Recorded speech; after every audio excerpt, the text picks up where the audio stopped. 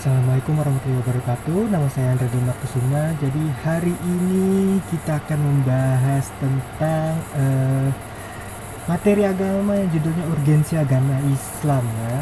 Jadi lanjut aja. Jadi tujuan pembelajaran kita itu adalah satu, memahami apa yang dimaksud din dan Islam. Terus yang kedua itu meyakini satu-satunya agama yang diridhoi Allah Subhanahu wa taala, yaitu adalah Islam ya. Terus yang ketiga itu memahami ruang lingkup agama Islam. 4. Memahami peran dan fungsi agama Islam.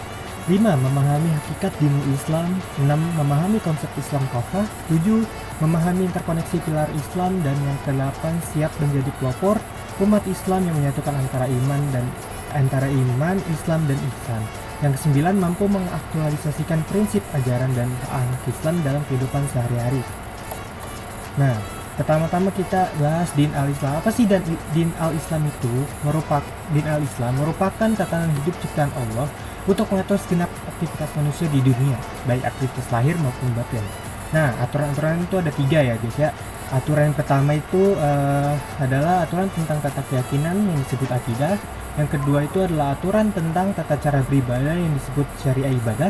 Dan yang ketiga adalah aturan tentang tata cara menjalin hubungan dengan Allah yang disebut akhlak. Lanjut kita ke poin B, pengertian dan ruang lingkup agama. Jadi agama menurut KBBI adalah sistem prinsip kepercayaan kepada Tuhan dengan ajaran-ajaran dan kewajiban yang telah bertalian dengan kepercayaan itu. Terus dalam masyarakat Indonesia, selain dari kata agama dikenal pula dengan kata din dari bahasa Arab. Adapun kata religi berasal dari bahasa Latin. Menurut satu pendapat demikian, Harun Nasution mengatakan bahwa asal kata religi adalah religere yang mengandung arti mengumpulkan dan membaca, tetapi menurut pendapat lain, kata itu berasal dari kata religere yang berarti mengikat. Ajaran-ajaran agama memang mengikat manusia dengan Tuhan.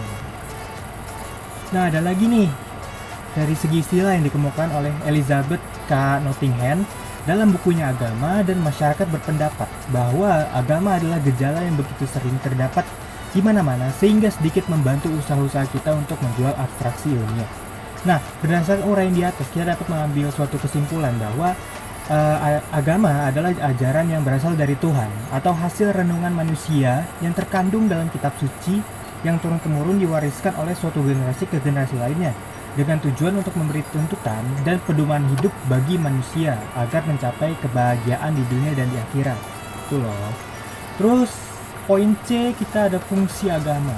Fungsi agama itu apa ya sih? Sebagai sarana pendidikan, terus sebagai sarana keselamatan, terus sebagai sarana perdamaian dunia, sebagai alat untuk sosial, sebagai benteng kekuatan manusia, fungsi sosial kepada manusia, fungsi sosial agama, fungsi integratif agama, dan fungsi disintegratif agama. Lalu ada nih sistematika Islam dan holistik. Nah, yang pertama hakikat Islam, kan kita udah bahas tuh tadi din Islam di poin pertama ya, tapi akan dibahas lagi biar lebih jelas gitu. Jadi din Islam itu berasal dari kata dana, yadinu dan dinan, yang salah satu artinya adalah peraturan. Menurut kamus Munjid bisa juga berarti perjalanan menurut kamus Al-Muqit. Jadi din adalah aturan yang mengatur perjalanan hidup manusia di dunia ini. Nah, pas kalian lihat di poin pertama kan ada 3 aturan tuh tadi. Dengan memakai din sebagai tatanan hidup, maka yang dimaksud dengan istilah muslim adalah orang yang orang yang berdin Islam, sedangkan istilah kafir adalah orang-orang yang berdin tapi selain Islam. Jadi ini ada macam-macam din, ada 2, yaitu din al-haq dan din al-bathi. Nah, din al-haq itu apa sih? Din al-haq itu adalah din yang berisi aturan Allah yang telah didesain sedemikian rupa sehingga sesuai dengan fitrah manusia gitu loh. Untuk din al-bathi sendiri adalah lawan dari al-haq ya, yaitu semua yang tidak ada kekuatannya, tidak diakui dan tidak disifati sebagai sesuatu yang sah.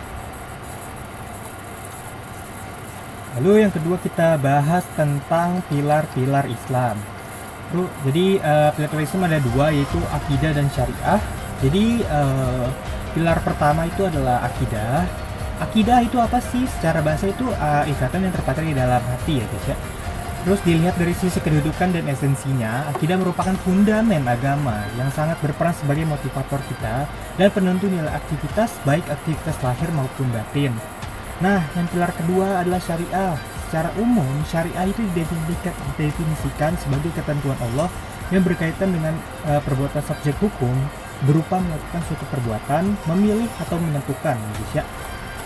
Terus ada nih pertanyaan-pertanyaan, gimana sih posisi akhlak gitu? Apabila seseorang memiliki akidah yang benar, terus dan kokoh, akan mudah melaksanakannya syariah secara konsisten atau ibadah ya guys ya.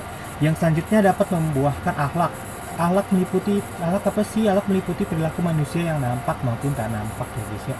Akhlak bukan hanya sebatas sopan santun saja, lebih luas lagi yakni meliputi hubungan dengan Allah Subhanahu wa taala. Nah, ini ada lagi nih titik singgung syariah dengan akhlak. Objek bahasan akhlak dengan syariah adalah sama, yang berbeda hanyalah sudut pandangnya. Dalam arti lain, akhlak sama dengan syariah. Syariah atau aturan tentang tata keyakinan disebut akidah. Persamaan akidah dan akhlak adalah dalam objek dan ruang lingkup pembahasannya, tapi perbedaan itu ada dari sudut pandangnya aja sih.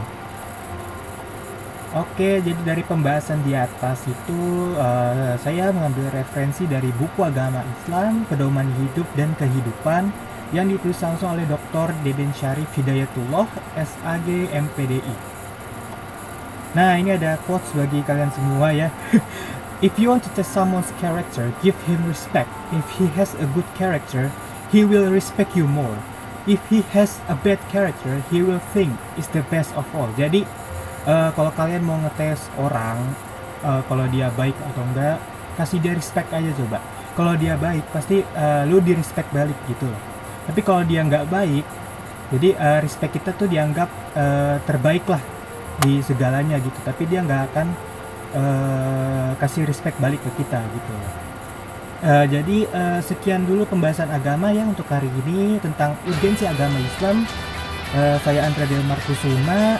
Stay healthy everybody. Wassalamualaikum warahmatullahi wabarakatuh.